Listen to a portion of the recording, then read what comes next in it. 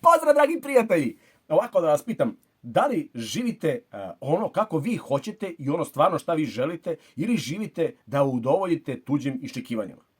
Ako želite da živite, ako niste zadovoljni mestom gde živite, ako živite na primjer u selu, želite u gradu, preselite se u grad. Ako želite da živite na moru, živite na moru. Šta god da želiš. Ako nećeš da radiš taj posao, ako ti nisi zadovoljan s tim poslom, volio bi da radiš nešto drugo. Ili radi to drugo. Zašto? Nikada nećeš udovoljiti ljudima. I ako se trudiš da udovoljiš u tome šta će neko pričati, šta će neko reći za vas, da vas obradujem, sve ljude zabole dupe za vas. Šta se dešava? Da se desilo vama nekada da ste bili sami, da ste bili u problemu, da ste plakali i da vam je bilo super teško.